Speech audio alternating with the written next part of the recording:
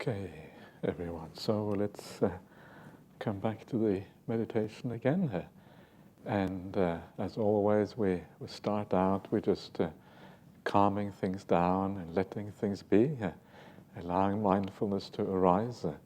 And then based on that mindfulness, you can then take your meditation whatever direction you want to go. Like, for example, metta meditation.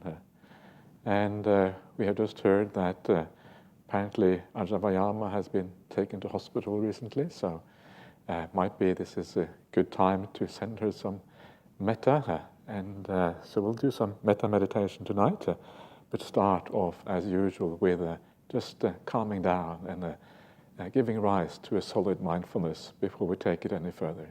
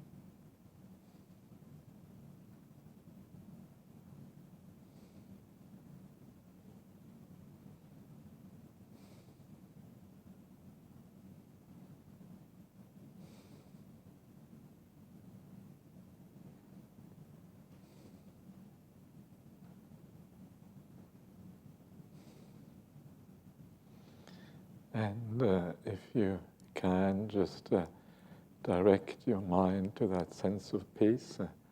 There is always a sense of peace available if you just look for it. And a place like this is particularly conducive to looking for that peace. So feel the peace and allow it to expand inside of you.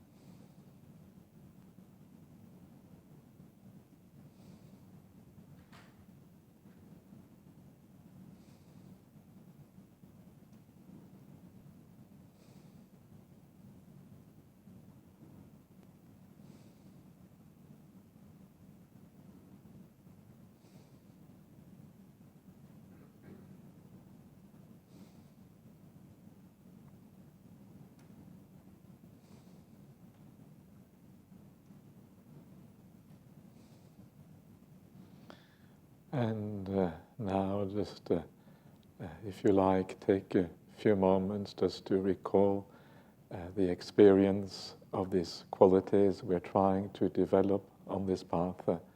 What does it mean to be generous? What does it mean to be kind? What does it mean to be compassionate? Try to recall these experiences, what these things are like.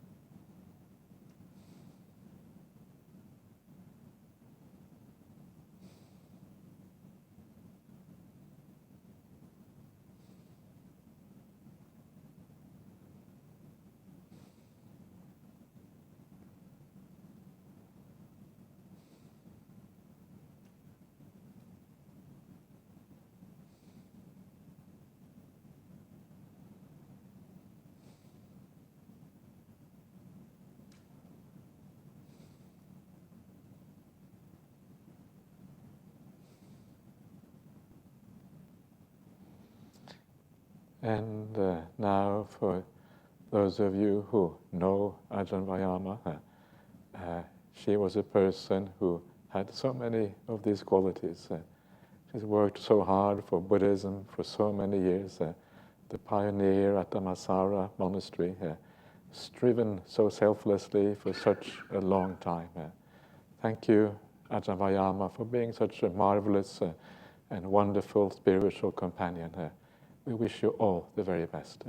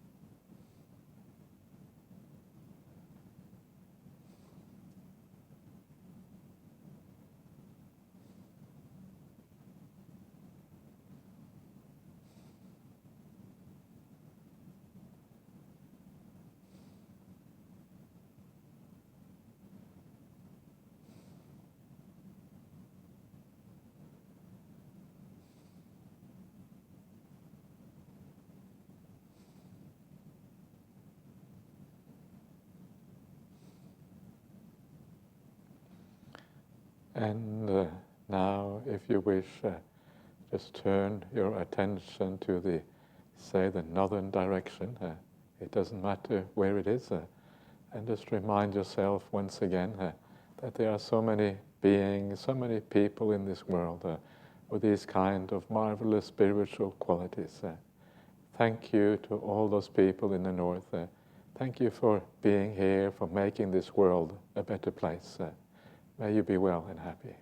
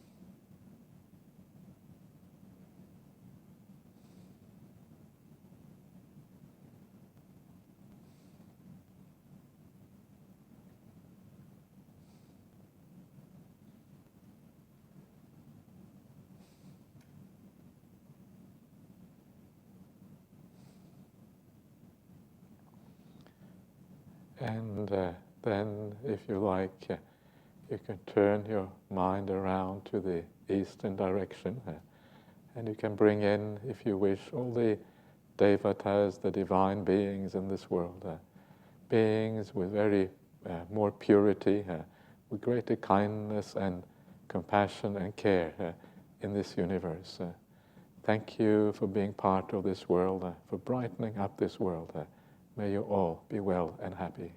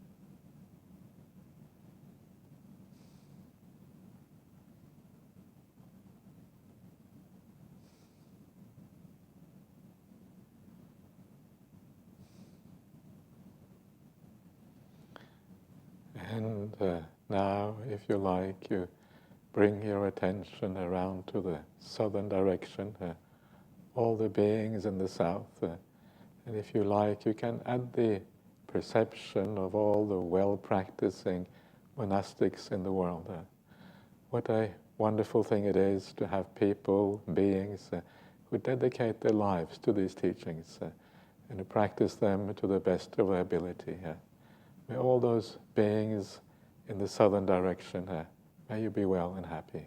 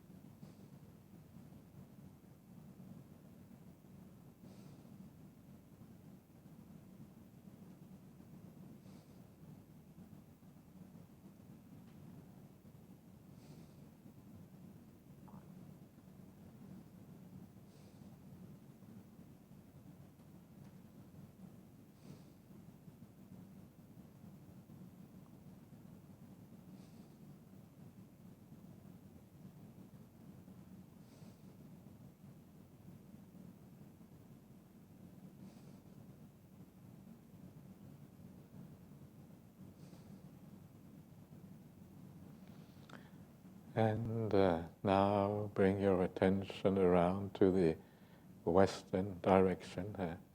And again, just have the sense of gratitude for all the wonderful beings in this universe. It is amazing that there is still so much kindness and goodness and positive spiritual qualities. But there is also suffering in this world. And if you wish, you can add the perception of all the animals in the world, all the animals that are often so vulnerable, and may they too be well and happy.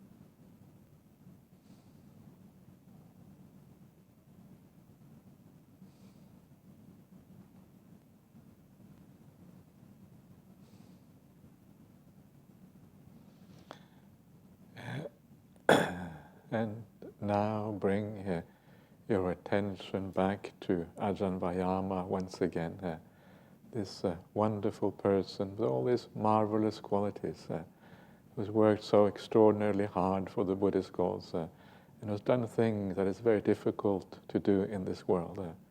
What a wonderful thing it is to have such companionship on the spiritual path. Wherever you are now, Ajahn Brahmali, may you be well and happy.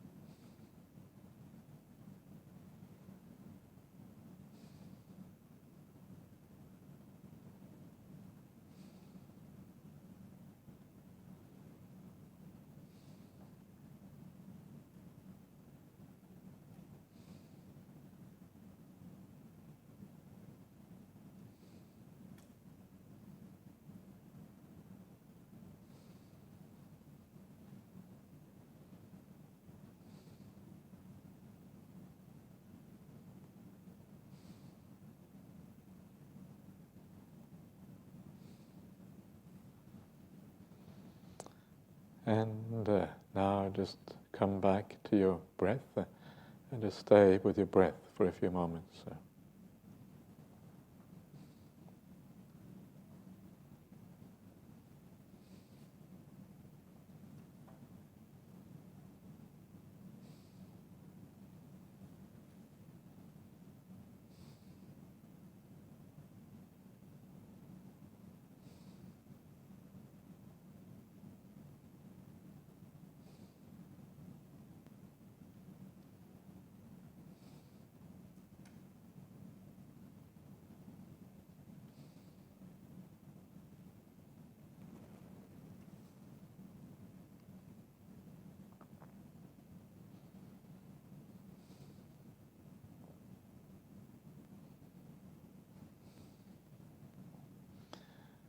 And once again, coming close to the end, and before you come to the end, just again take a moment or two just to evaluate your progress.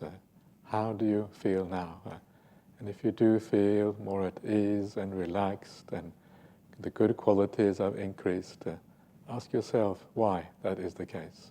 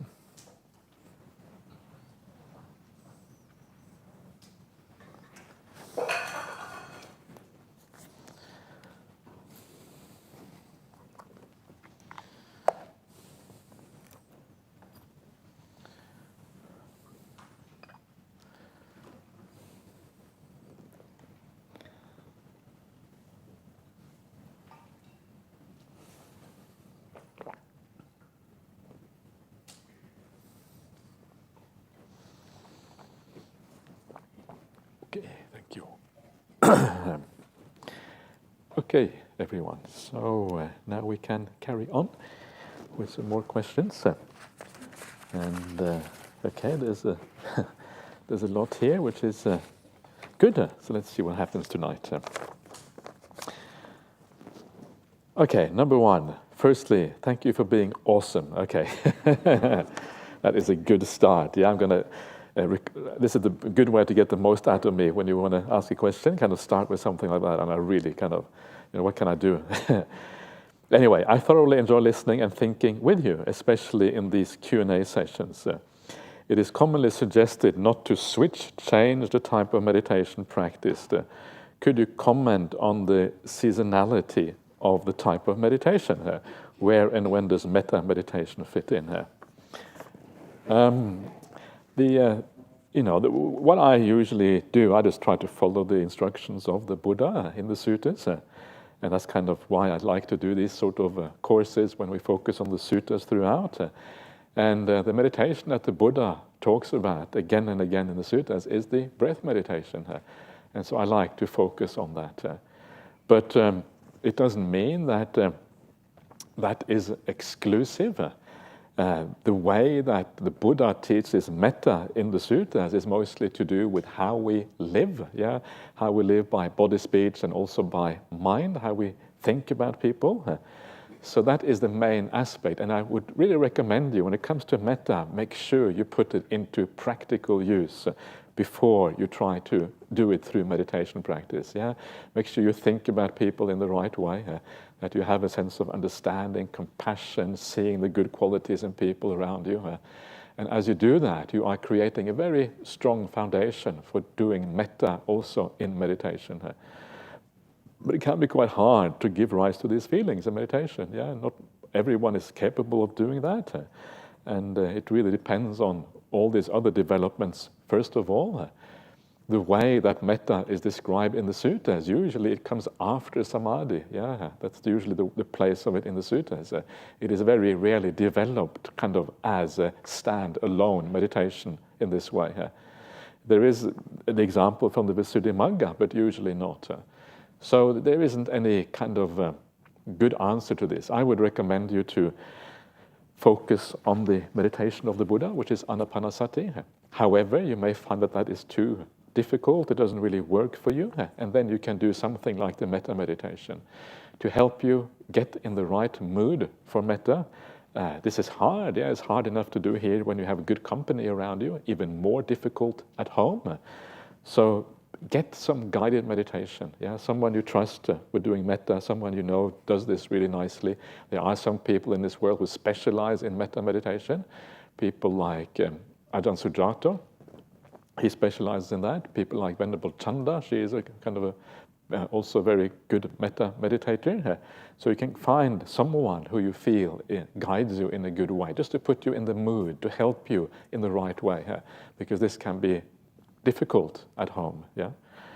So again, you find the balance, find what works for you. Yeah, find out what gives results. Try a few different things, and then see what works. And that is probably where you should hang out. Yeah. Metaphorically hang out in the mental space.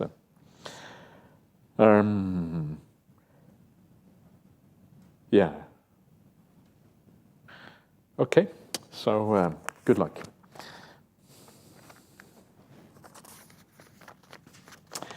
Okay, dear Ajahn, I find listening to the calming sounds like Tibetan singing bowls during meditation quietens the chatter in my head. Is this a detriment to my practice? Should I give the music up and persevere to quieten the mind simply by being patient with metta? P.S. It's like chocolate, nice but not good for me. Okay. No, yeah, that's fine. You can do all of these things. Remember that the idea of mental development is about where we are going. We are moving somewhere. Yeah. So whatever works, whatever takes you in the right direction is okay. And you can use the Tibetan gongs, yeah, if that helps you, you can use that. But sometimes try without, because it will be a hindrance at a certain point, yeah. It depends where you are starting from, whether it's useful or not. If you're starting from a very peaceful mind, it's going to be a hindrance. But if you're starting from a mind where there is a lot of chatter, it may be helpful. So there isn't any yes or no, it just depends on the circumstances. That's why I was suggesting before, yeah, if you come home from work, for example, and you're very tired and your mind is very busy, sometimes you may even want to listen to some peaceful music, yeah, or the Tibetan gongs or whatever it is, just to get you in the right mood for practice. Do that initial quietening down, which then leads to further quietening down later on. It's important to be practical about this and to understand that these things are gradual, yeah, and you use that gradual process to get to the right way. Yeah, something like that. So, yeah, good luck. This, actually, not gongs, Tibetan singing bowls was what you said. Okay, whatever, gongs, bowls, you know, whatever works in that way. Okay, next one. Ajahn Brahmali, what lies outside of Dhamma, if anything? Thanks. Outside of Dhamma, well, Dhamma usually, yeah, is the teaching of the Buddha. First of all, we have to define our terms. So Dhamma normally refers to the teaching of the Buddha. So anything which is not the teaching of the Buddha is not Dhamma, yeah, from that point of view. So that's kind of one way of thinking about the word Dhamma. Another way of thinking about the word Dhamma is to think of it as nature, yeah, the way the world works, including spiritual teachings that work, including how the world functions and operates with a lack of self and all these kind of things. If you look at Dhamma in that sense as nature, then of course nothing is outside of Dhamma. Everything is Dhamma, yeah. So, and this is the difference, I think, between a religion where they talk about a creator God. The idea of a creator God is something which lies outside of nature. Yeah, that's and that's why they create nature. And this is kind of the theistic idea of things. Whereas in Buddhism, there is no creator God. Everything is part of nature. But that nature that we talk about is often broader than the nature that is often talked about in science. Yeah, we talk about all kind of wonderful and marvelous things that happens within that nature because we have a broader understanding of nature, including the mind. Yeah, and the mind can do wonderful and marvelous things. So that kind of is part of that as well. So first of all, define your terms, and you can kind of home in on what you mean by this particular question here. So anyway, that's a couple of answers for you here. I'm going a little bit fast because there is an abundance of questions. Yeah, so we'll see what happens. Dear Ajahn, it is difficult to keep that balance of mind with people when people press your buttons. Yes. Can you please suggest or give example? You mentioned to see others as robots running their program. Yes, cool, isn't it? These little robots walking around. You can't get angry with the robots, yeah? If the robot does something bad, how can you get angry with the robot? It's kind of a cute little robot running around on the floor. You know, if the robot does something stupid, you don't worry too much. And at the very worst, you kick it a little bit, yeah? And then you're finished with it. It's not such a big deal if the robots do it. Anyway, so an upcoming sutta also mentions, think of them with nothing but compassion, kindness, and sympathy, and the destination they may be heading towards. How can you slow down the normal quick reactions? It is through reflection after the incident, perhaps practicing metta for oneself. So the way you do this is that you have to prepare yourself beforehand. Yeah? You don't wait till the incident happens. Don't wait till the robot is coming in front of you and doing bad stuff. Yeah? Have compassion for the robot before the robot comes. Yeah? And see the good qualities in the robot.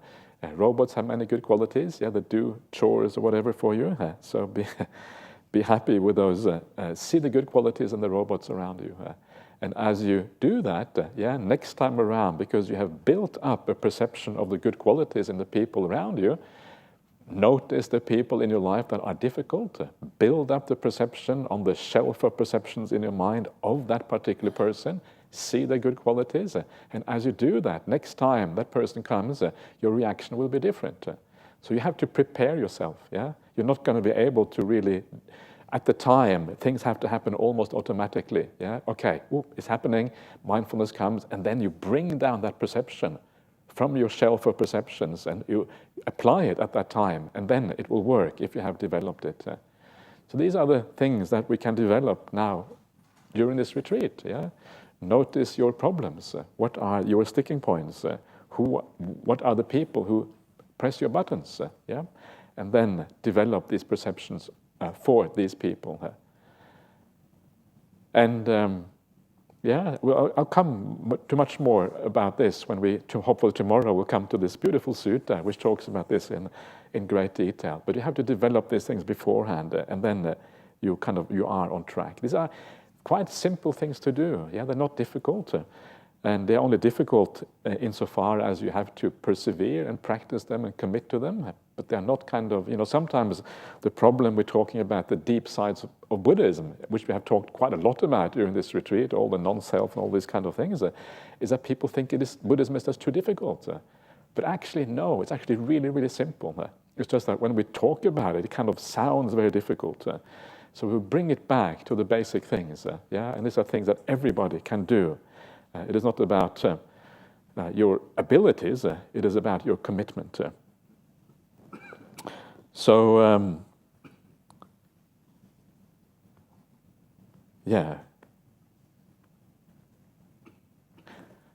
we'll come back to this tomorrow, and hopefully these things will be sorted out with more clarity then.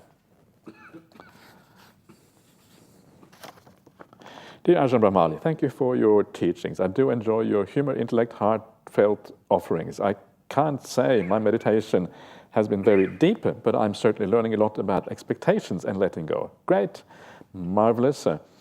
Did you briefly mention something about using walking meditation as a tool for reflection and thinking, rather than just focusing on the thing? Thank you. Love your work. Yeah, okay, great. Yes, you can use walking meditation in any way you like. Yeah, you can use it for just walking back and forth and just enjoying the peace or whatever is going on around you. You can do anything really during walking meditation except just allowing your mind to run riot. It's not really all that useful. But, reflection is great. And sometimes you can just take up some of the themes that we have been talking about during the suttas, and just reflect on some of those themes. What do they mean to you? This is one of the most important things in the Dhamma, is to get away from the Dhamma being an intellectual exercise to integrating it into your own life. What does it mean to you? What does it do for me when what does non-self mean in my specific experience? What does it mean that we should give up ill will? What are my ill wills that I need to give up? What are the people who press my buttons? You have to make it very specific. Try to kind of engage with it. Too many people are intellectual Buddhists, and they like the ideas, and they are beautiful ideas. Yeah, many of these ideas are marvelous, but they only really become powerful when you integrate them into your life. That's when they start to really work. So do that in your walking meditation. Yeah, reflect on the suttas. Just observe your mind. Find out what your problems are. What are your kind of unfortunate desires? What are your ill wills? What are the people that you cannot stand? Yeah, and that sort of thing. Yeah? And the better you know yourself, the more you know these little details, the more you can do to overcome these things.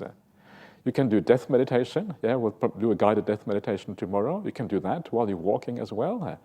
Can make you very peaceful if you do the death meditation properly. Why? The reason it makes you peaceful is because this world sort of doesn't matter anymore. And if this world doesn't matter, then there's nothing much to think about. That's basically it. Yeah.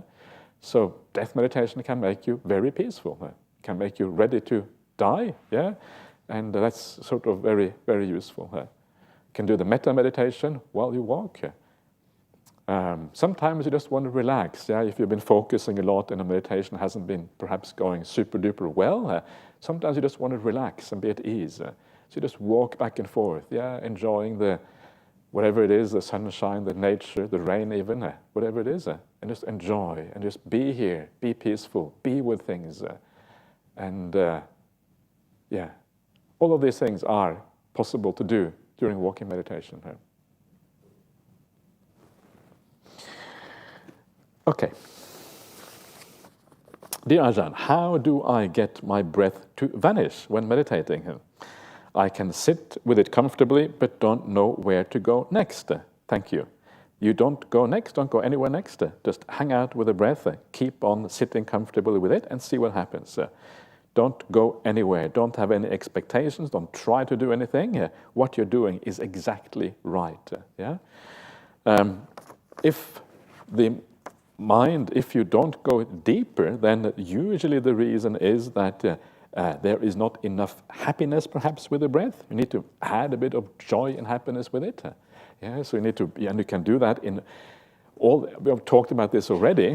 Just kind of enjoying the place and having a sense of gratitude for all the people who have been here, having a sense of gratitude for Ajahn, for what she has done over so many years, having a sense of gratitude to yourself for having dragged you onto this, brought yourself to this retreat. Yeah, what a marvelous thing that is. Well done. Yay, me. I'm the best. Yeah. Okay, don't get a big ego out of it, but just feel good about yourself. Yeah. And remember some of the good things you have done in your life and some of the, whatever it is, something that lifts you up, but it has to be a spiritual, positive feeling. If you're just hanging out with the breath too long, it could mean that you're missing a little bit of that uplift in your meditation here.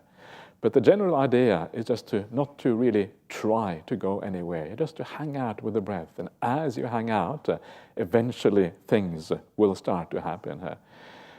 This is one of Ajahn Brahma's famous meditations. Yeah, he was always asked, well, how do I get further? What do I do further? And he would always say, just keep on going. Yeah, but I would have been sitting for 2 hours. Sit 3 hours. Yeah, And this is how you then develop it further, because the mind gradually calms down. So it becomes deeper and deeper and deeper. Yeah, this is kind of the point. Sometimes you do plateau, things kind of stop. That is when you have to ask yourself, why does it stop? Lack of joy, too much attachment to the body, to the sensory world. Remind yourself of the sensory world, why there is no solution, no goal, no purpose really to that world. It just goes round and round. It's a simple reminder sometimes. Yeah, there's a nudging of the mind in that direction. You let go a little bit, and that little bit of extra letting go can mean that you go deeper in the meditation. Those are usually the two things to watch out for, is the attachment to the body, attachment to the sensory world, yeah, because that will stop you from going deeper because you feel that you have to let go of something. You may not even be aware of it, but that's often what is the case. Or the joy. Try both of those. And those two actually go together, because if you feel inner joy, then it is easier to let go of the external things because they matter less, because you have somewhere else to go. Okay. Dear Ajahn Brahmali, you say to be generous, to give little, often, etc., as a means of developing our spiritual path. So then, if I imagine someone asking me, why are you generous? I would respond, to develop my spiritual path. But that sounds so self-centered. Shouldn't I be giving because of the other person and not because of me and my spiritual path? Clearly, I haven't understood the meaning of spiritual path. Could you please explain that? Absolutely, I can explain that. So the idea is, that yes, generosity is precisely about giving to the other person and giving in a selfless way. Yeah, that is true. And the more selfless your action is, the more you develop your own spiritual practice. Yeah, this is kind of the paradox here. So you actually would do, yes, it develops your spiritual path, and maybe initially you are a bit kind of concerned about your spiritual practice, but over time you learn just to give because you understand the joy of giving. It's just joyful, it's just happy. Why would you not give? It's kind of madness not to give if you are feeling really happy about it. So it takes time to develop these ideas, but you're quite right. Ideally, we give in a completely selfless way. If you give because you want to have a BMW in your next life, it's a bad idea. Don't do that. Don't. Who cares about BMWs anyway? It's kind of completely irrelevant. But some people do that. This is not a joke. They have a very kind of materialistic idea of the workings of karma. And maybe you do get a BMW, but it's kind of irrelevant. It's utterly irrelevant. That is not what this is about. What this is about is to build up your good qualities inside, and to feel good about things. And the more selfless you are, the more powerful that beautiful feeling of giving is going to be inside of you. So in a sense, you know that it is a spiritual development, but you don't give because of that. There's a distinction between knowing that this is the case and doing it because of it, if you know what I mean. You know it deep at the back of your mind, but that's not why you give. You give because it feels good, because it is a positive step. It isn't, as it says in the Sutta, you should give because it is an ornament of the mind. Chittas alankara. Alankara is like an ornament. You do it for that reason. In other words, the ornament is the joy, the happiness, the purity, the spiritual development that you gain. Okay, good luck, but don't be afraid. Don't set the bar too high. Don't wait while giving until you have absolute purity, because then you will never give probably. Start out, test it out, see how you go, and then you learn as you go along to do it in the right way.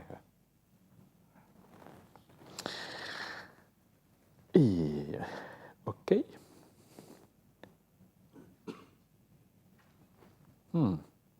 My throat is better, I think. And no coughing tonight. Maybe it's because it's so nice and warm in here. I'm not sure. Or maybe that drink worked.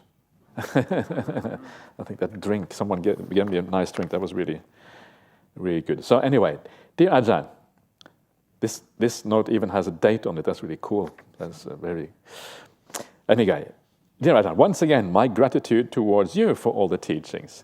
You literally saved me from going into a couple of rounds of samsara by having wrong ideas about my country. Okay. Last night you said about metta versus compassion. I thought they are more or less the same. As they are not, when do you practice metta and for what situation for compassion?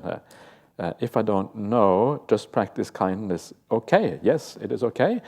What is the difference between metta and compassion? They are very closely related to each other, and sometimes it is almost no need to really separate them. But metta is really a focus on, it's like a friendliness. It's like when you have a close friend who's very dear to you. It means you often see their good qualities, you rejoice in their good qualities. The word metta comes from the name mitra, which is friend. Yeah, so it is like friendliness is a perfectly acceptable translation for metta. And so it is that sense of someone who is very dear to you. Yeah, when someone is dear to you, you see their good qualities, you rejoice in their good qualities.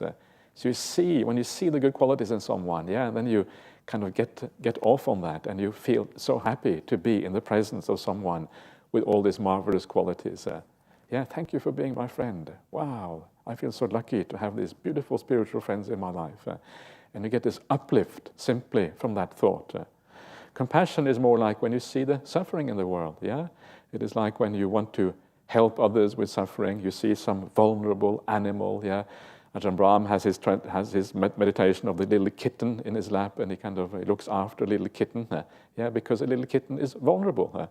So you have compassion for a small kitten, and because a kitten is very fluffy and cute, it kind of helps a lot, and so you add that into your meditation, and that is more like compassion. But you can see these things can almost be merged. They're very closely related to each other. And it is not always necessary to make a distinction. You can, but not always necessary. And then you are on the right track. But basically, metta is about seeing the good qualities in someone. Compassion is by wanting to alleviate the suffering here. That is the difference. So we'll talk more about this tomorrow, because then we come to this beautiful sutta, which is precisely about how to overcome ill will or resentment using metta and compassion specifically here. Okay. Dear Ajahn, is it possible to watch these retreats online using Zoom in the future? Thank you. Don't know. Future is uncertain. I cannot say what the future holds. So you shall have to wait and find out. Beyond me, apparently it's happening now. They're kind of showing these things online, which is, I guess it's great, especially now because many people can't make it. Whether we will do that in the future or not is uncertain. Surprise, surprise. Don't think about the future, in other words. We just don't know. That was an easy one. So next question. If you want to find out or you want to kind of make a case for that, you can speak to the retreat managers here, because they are really the ones who kind of decide these things. And they might ask me if I agree, and usually whatever they say, usually I will agree. So it's just make it simple. So, okay, dear Ajahn, thanks to you, I am having a great time. Wow, that is good. Thanks also to Lehar and Christina.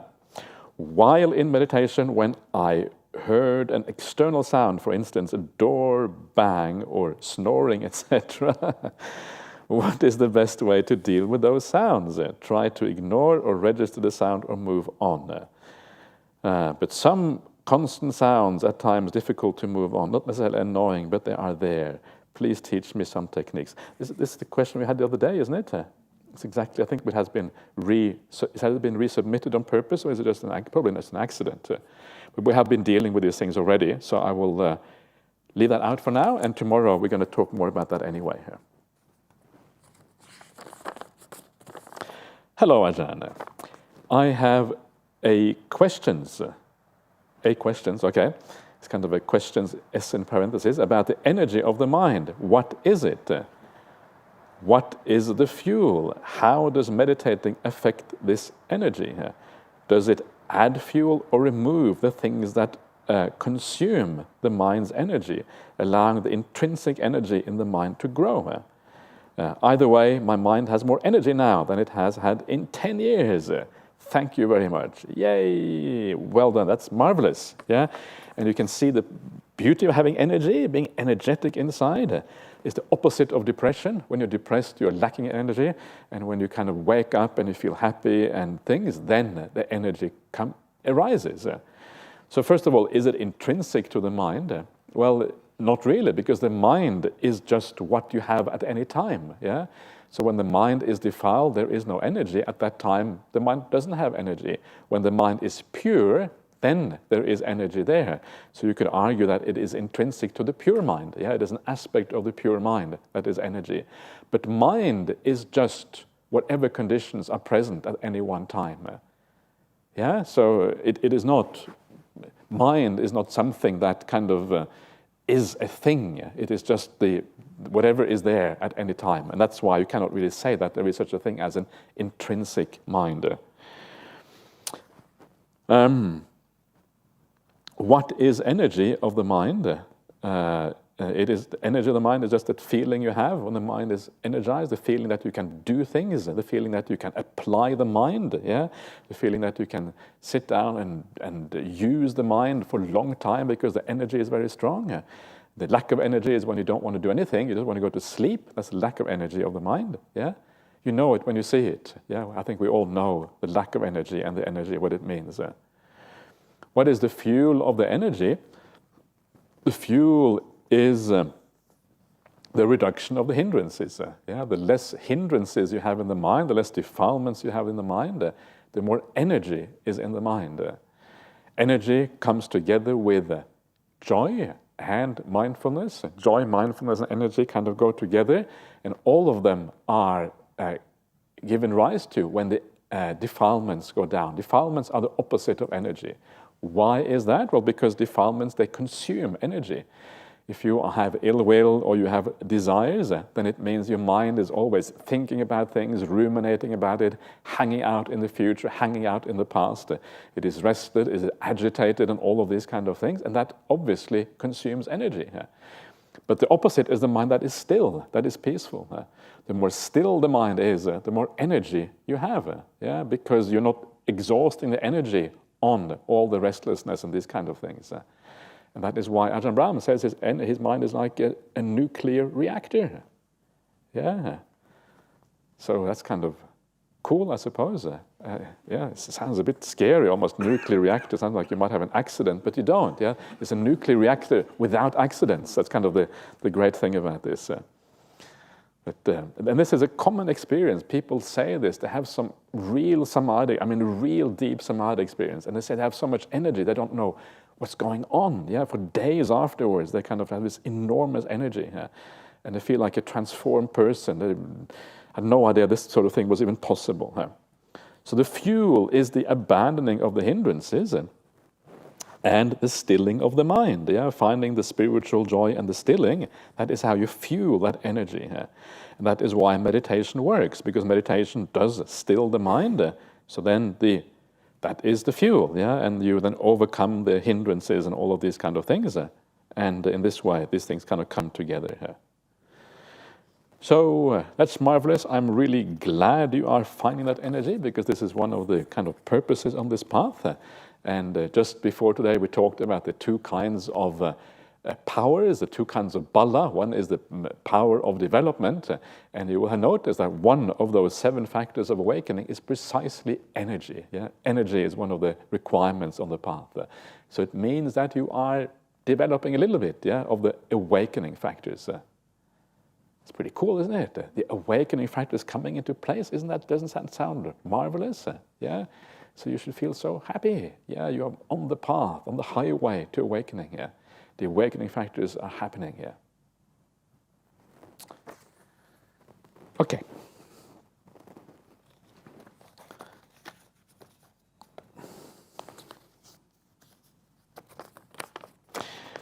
Okay, dear Ajahn Brahmali, I believe in rebirth. Okay, good. Yeah. If I somehow believe that my younger sister, who died when she was not born, has not been in rebirth yet, I think her soul still gets stuck in the human world. is there any recommendation to help her to get rebirth, particularly in a good realm, please? Thank you very much. Okay, so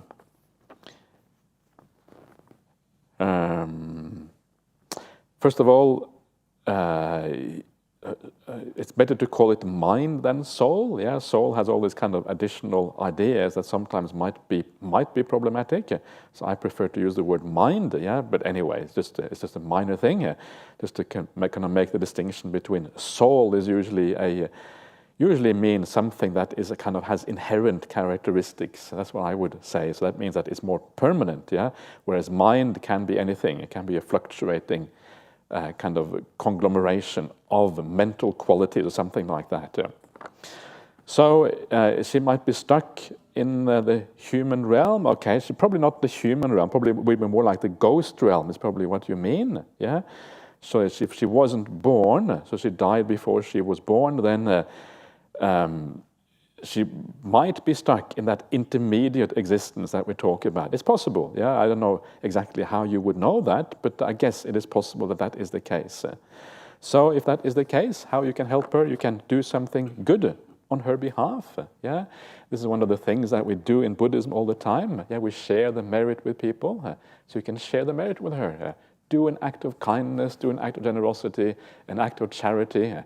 Can be a Buddhist act of charity, do something, come to the monastery, yeah, put some rice in the monks' bowls, yeah, or something like that, something nice, or do an act of charity somewhere else, yeah, it doesn't matter where you do it, and then tell your sister, yeah, if you are around, sister, I'm doing this for you, yeah, rejoice, I'm doing this specifically for you, and if she is around, which is quite possible if she is your sister, because we hang around the people that we are attached to, if she's around, she might rejoice. She might say, yay, my sister is looking after me. And bang, she gets reborn in a good place. Because the moment you rejoice in something, the moment you develop some kind of positive mental state, that is a sort of thing that enables you to take rebirth in a good place. Yeah? So this is what you should do. What you can also do is you can, if there is some, you can... I don't know if it was before she was reborn. I guess I don't know if there's much point in doing a forgiveness ceremony. Often I recommend people to do forgiveness ceremonies, but in this case, it might not really be necessary. You can do if you want to, but it may not be an issue because of that. So do an act of charity on behalf and tell her that you're doing this for her. Yeah, and then share the merit with her, and maybe that will be helpful. Maybe that will work. So try that out and see what happens. Okay.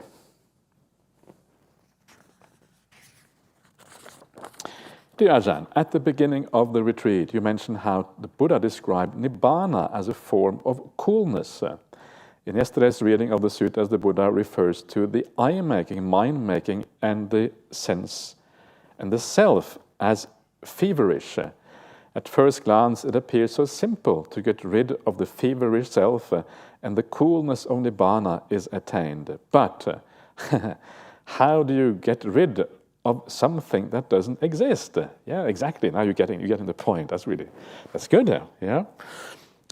It is such a mind twister, and I get a headache just thinking about it. Any suggestion? My suggestion is stop thinking about it.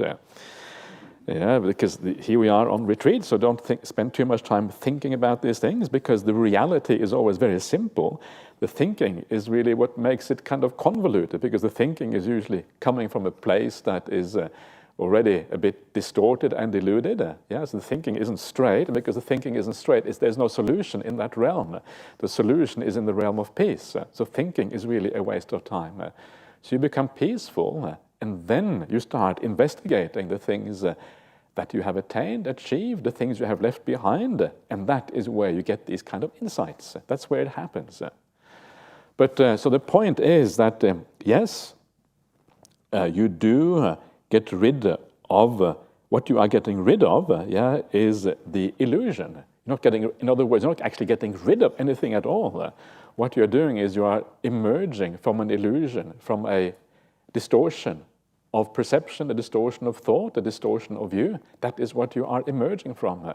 Not actually giving up anything which is real. All you are doing is getting rid of an illusion. That's good, isn't it? Isn't that great to give up illusions? Yeah, if people are full of delusions in that world, we often say they are a bit mentally distorted. Yeah, they might be insane. They might be locked up in an institution if they are very delusive. Maybe we should all be locked up somewhere here. I don't know. Maybe not, actually. That might be going too far. But, we are, from a Buddhist point of view, the Buddha's point of view, we're all a little bit nuts. Yeah, that's really what it comes down to. So we want to kind of emerge from that nutsiness, or whatever it's called. And then you are. So there's nothing really, there's nothing kind of, So the sense of self that you have, don't try to get rid of that illusion now, because if you try to get rid of that illusion now, well, then you will start to go a bit even more crazy, because actually it cannot be done. Yeah, that illusion is actually cannot be given up at this particular point. It can only be given up after all the hindrances have been abandoned and you have attained some kind of state of samadhi. The samadhi will give you the purity, the power of mind, and all the things that you require. Also a lot of insight. Then you are able to overcome the idea of an I. So you have to get the sequence right. If you get the sequence wrong, you're just going to tie yourself up in knots, as you are basically describing here. And the more knots you have, the more difficult it's going to be. So my recommendation is to chillax. Just don't worry too much about it. Allow it to just gradually sink in. I know that people sometimes are really concerned about the idea of nibbana. They don't want to be extinguished. I don't want to be extinguished. I want to be here. Fair enough. Yeah, I can see why people think like that, because it sounds a bit weird. Why should we want to be extinguished?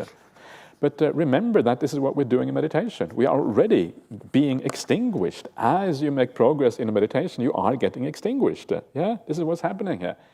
When you think less, you are more extinguished. What does it feel like? Feels pretty good, right? Extinguishment is great. The more peaceful you are, the more empty you are inside, the less there is of a sense of self, the more extinguished you are, because the sense of self is disappearing. And every one of you will already know from personal experience that that is marvelous. Yeah, the sense of self disappearing. Hooray! That is the right way of thinking about this. In other words, not thinking about it, but seeing it from personal experience. Why extinguishment is great. Why nibbana. This is not nibbana, but kind of baby step nibbana. Yeah, why that is marvelous. And then you get an idea what nibbana is about. Yeah, then you understand why it must be really, really happy. The deeper that extinguishment goes, the more marvelous you feel. Yeah, you're feeling really fabulous. You're feeling like a marvelous, what is it? A beautiful? No, I don't know. And what is it? Yeah. Anyway, I can't find the right words for this. So maybe just best to not to say anything. So anyway, this is the way to think about these things. Yeah, if you're going to think about it at all, think about it in that way, and then you have a really positive perception of nibbana and extinguishment, etc. Okay, still have a few questions left. The next one. Okay, dear Ajahn, a disciple of yours from Singapore, watching this online via live streaming, has this to say. This sutta retreat is very good, basically, I think was what we're trying to say here. Good. Okay, great. You're not even here. Yeah, you should next time make sure you come here, and then you can take part live. It's even more fun when you are here than when you're sitting back home in Singapore. So, but I'm glad that you are enjoying it, and so maybe this live streaming is working hard. Yeah, people are getting something out of it, which is marvelous. Great to be able to share these teachings with everyone. So, good. Dear Ajahn, where do our personalities come from? Are they the combination between our mind and the genes, the brain chemistry and the physiology of the body we inhabit? Maybe, but the reality is that the personalities really come from your past lives. Yeah, you build up your personality, and then you take that with you into the future. What is it that we carry with us from one life to another one? It is basically our habits. Yeah, and our habits is what builds up our personalities. how we tend to think, how we tend to perceive, how we tend to react to the world. That is what we are, that's our personalities. And these things are what you take from one life to the next one. This is what you take from one year to the next year within this life, and also the same thing when you go from one life to the next. And then your genes and brain chemistry and physiology and all of this, well, that tends to kind of conform to your personality. Yeah, the genes, I don't know, the genes, this is a very complicated thing, yeah, and you might think that you become a product of your parents because you inherit their genetic code, but you don't very often. Yeah, the genetic kind of workings are so complex and so difficult, and it is not as if it's a blueprint for you at all, yeah. And I think it is more likely that the mind somehow has an effect on the genes in a certain way, so that your genes are somehow, related to your mental makeup and your personality. And that's how kind of karma comes out, yeah, through the stream of the mind, which has the kind of the karma somehow integrated into it, and then that affects the genetic code, and then these, you can see why you then get sick because of bad mental habits and all of this kind of thing. I think these things are probably far more complex than we realize, and that the mind has much more play in this than kind of we really understand in the world at present. It's important to understand, as I mentioned yesterday, the kind of the scientific limitations in this area. Science doesn't have a good understanding of mind at all. Yeah, it probably has a completely wrong understanding of mind, generally speaking, and so we need to take some of these pronouncements that scientists sometimes make with a massive spade of salt. And then,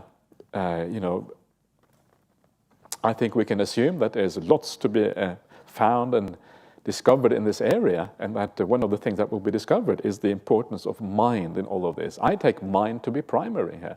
Science takes matter to be primary, so it's a completely different worldview here. Why is mind primary? Well, the mind is primary because that's what we start with. Yeah, you sit here, you experience the world. That is the initial thing. That's where we start out, by experiencing the world. And then we derive the laws of physics, the laws of chemistry from that experience. And then we say that those laws that we derive from our experience, those laws and the matter, cause our experience. It's kind of getting things really backward, yeah? The primary thing is our awareness, is our experience of the world. That is the most basic thing that we can know, that we are conscious, that we feel the world. We know that with absolute certainty. Physical phenomena in the world, the laws of physics, are secondary. They are derived from our experience of the world. So to say that those secondary phenomena cause our primary phenomena, which is experience, is kind of very weird. And I think science is in for some serious revolutions to kind of untangle this impossible tangle that it is in.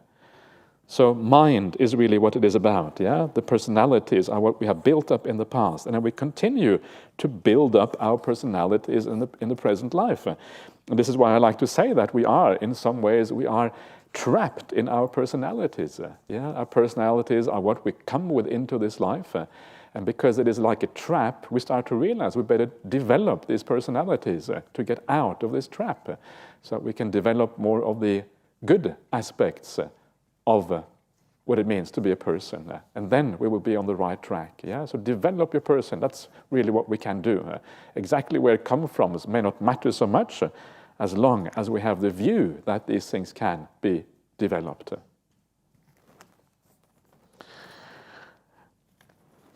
Okay.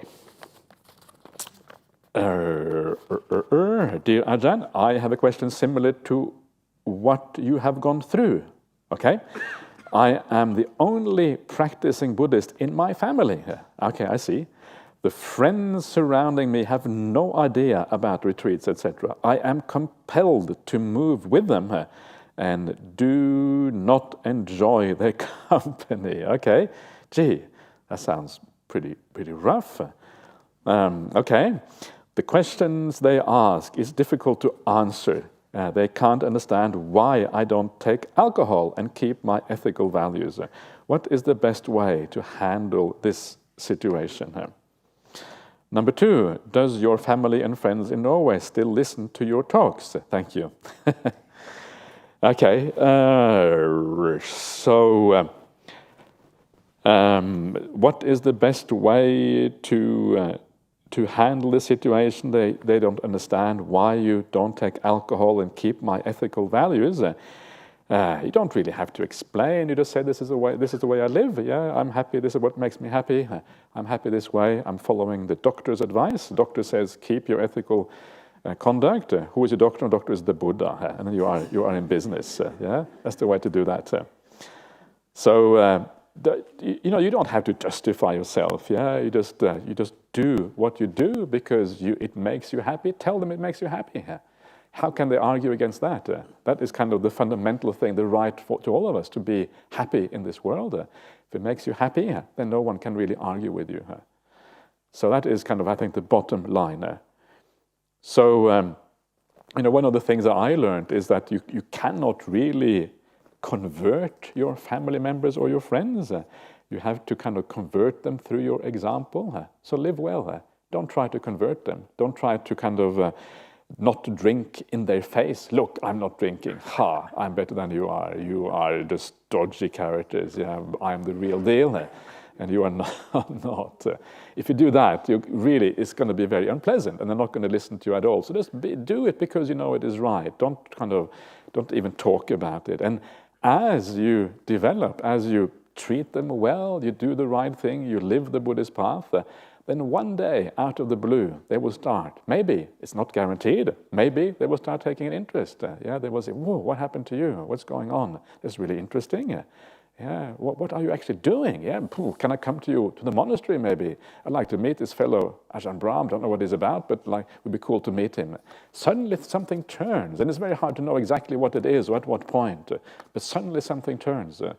And sometimes you just have to persevere, and sometimes you have to be really stubborn. And you have to know this is the right thing to do, and not listen to other people in the world. People don't know what they're doing anyway. If we listen to others, quite likely we're listening to people who have no idea. We have to be very careful who we listen to in this world. Otherwise, this is the whole idea about good friendship that we talked about before.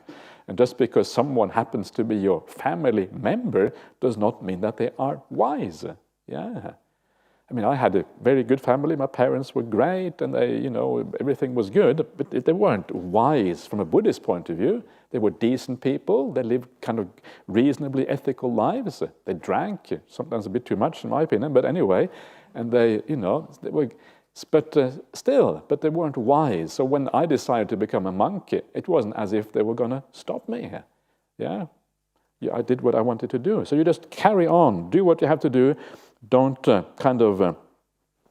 don't do it in their face so much. Do it more kind of privately, and then they will respect you for that, and they will see that you're heading in the right way. Do your family and friends in Norway still listen to your talks? I think sometimes they do. Yeah, occasionally. My father has died, so I don't know if he listens to my talk anymore. Maybe he does. Maybe he still does. From some kind of different realm. No idea. I haven't asked him. I'm not sure how to contact him, to be honest. And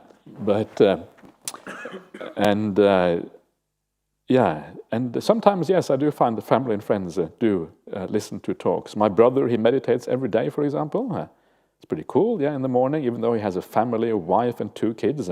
He gets up early in the morning and he meditates. And obviously that is not entirely unconnected to me being a monk. So there you are. Okay, 2, no, 3, 4. Oh, more questions. Okay, so let's do the last ones. Dear Ajahn, when there is a deep longing to be free of the delusion of a self, is that craving? And if so, what to do to be free of that craving? Thank you. There is the suttas talk about all kinds of craving, and this kind of craving is also mentioned in the suttas. This is called the spiritual sadness, or the spiritual longing, or whatever you want to call it. It's called the the niramisa domanassa, the kind of unpleasant mental state connected with spirituality. That's what it's called. And it is the feeling, when shall I be free of that delusion, that craving, that the aryas are free of? When shall I be free of that? Oh, I long for that freedom, being freed of that. How do you overcome that? The way to overcome that is through the Niramisa Sukha, the spiritual happiness. That's how you overcome it, according to that very same sutta. I always tell people you find everything in the suttas. So this question too is answered right there in the suttas. So it is not that easy to find. You may have to read a few thousand pages before you get there. Because the suttas are so many, you have about 5,000 pages of suttas, and it might be the last sutta you read. So you might have a lot to go through. But it is there, it is in there, at least in one place, maybe a couple of places. So you develop the spiritual happiness, which is what? Well, it is all the things that we're trying to develop here. The piti, the sukha, the depth of meditation, the tranquility, and especially the samadhi and the jhanas. That is what overcomes that niramisa dukkha, niramisa domanassa. That is the path. So it is not a bad thing. Sometimes you have to have certain cravings to overcome the bad cravings. Certain good cravings to overcome the bad ones, certain good attachments to overcome the bad attachments, certain good senses of self to overcome the bad self-identity. And as you do that, you're heading in the right direction. Craving is a non-negotiable. You have to have craving because it emerges from the sense of self. So you have to have it. So all you can really do is channel it in the right direction. So well done. To me, it sounds like you're doing really well. So excellent.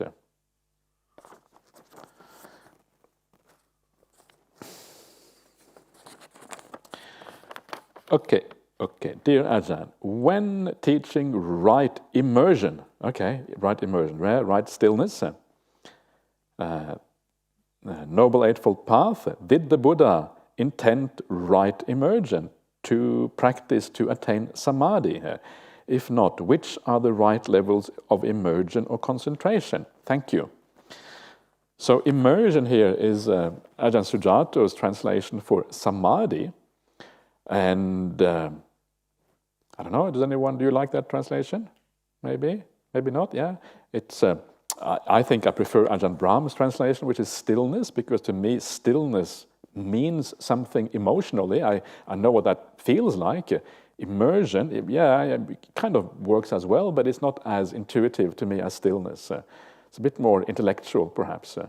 But it is still kind of an interesting translation, because the idea of immersion is that you are inside something, you are immersed in something, you kind of enter your own little world, and you have kind of disconnected the external reality. So this is kind of the idea of immersion, I think, which is obviously, it works in a certain way. So is right immersion to practice to attain samadhi? Well, samadhi is immersion, it's the same thing. So immersion is what we are trying to achieve. And the thing that you use to achieve immersion is sati, mindfulness. It is specifically the right mindfulness of satipatthana. Satipatthana practice, which is mindfulness of breathing, that leads to immersion, to stillness. Are there levels of immersion or concentration? Yes, there are many levels.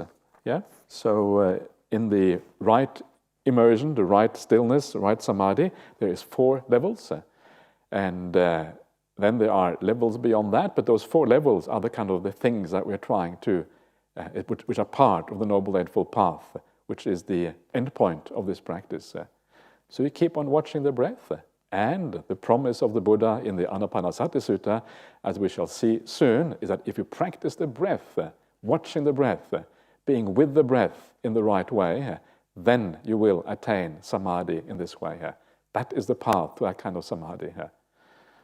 So you may wonder, well, why haven't I attained it already? I've been watching the breath for so long. Well, it's because it's tricky. It is you need to purify yourself at the same time. You need to have right view. All of these things have to come together, and then when they come together, that is when this works. Okay, 2 last questions for tonight. Dear Ajahn Brahmali, thank you for your splendid teaching. It is such a beautiful experience to be here at Jhana Grove. Excellent. I am very glad that you feel that way, because I must admit, I also find it quite nice to be here live rather than doing everything over Zoom. So it's wonderful. I'm concerned for the kookaburra outside on the fence. I believe he is such an excellent meditator. He has entered the jhana and can't return. Please give him spiritual guidance before his wings are seized and too sore to fly. Thank you. Yes, so maybe the kookaburras can attain jhana. That's an interesting idea. Okay, good. So that's thank you for that note. And we hopefully that kookaburra will move forward on the path as well, together with the rest of us. Dear Ajahn, it's common for the monks to bare the right shoulder when putting on robes. Yes, it is precisely it is common. I've seen a few Western nuns also have the shoulder bare, i.e. no shirt or clothes underneath the robe. What is your opinion on this? Don't have any strong opinion on this. I will leave that to the nuns to decide what they feel is appropriate. I personally don't think there is any big deal. The idea with having your shoulder bare is that it is a sign of respect. This is what they did in ancient India. So, for example, when you bow down to somebody, you always have the right shoulder is always bare. And if I think about the suit, as I do think the ancient nuns also did that. I'm pretty sure they did, actually. Am I right? In the suit, as you put your robe over one shoulder, isn't that the same? The nuns did the same thing. See that?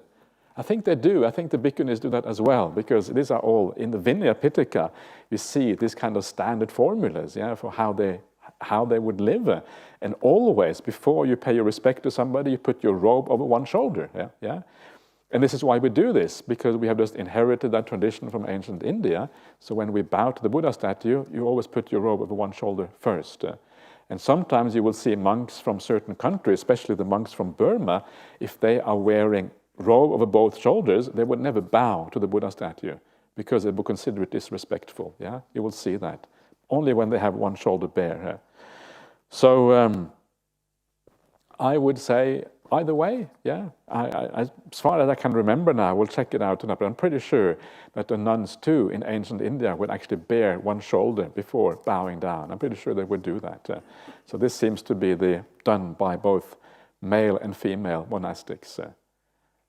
I can't see any problem with it personally, but so that's, I will just leave that to the nuns to decide. Whatever they think is fine with me. And So, do the nuns have any comments on that, or do you want to? No? No comments? Okay, good. If you think of anything to say, you can say something later on. Anyway, so that is the last question for tonight. The box is nice and empty, which is good news. So, once again, please have a good night's rest, and I'll be back again tomorrow morning at 6 a.m. as usual. So, we'll see you back then. And let's just pay respect to the Buddha Dhamma Sangha before we call it a night.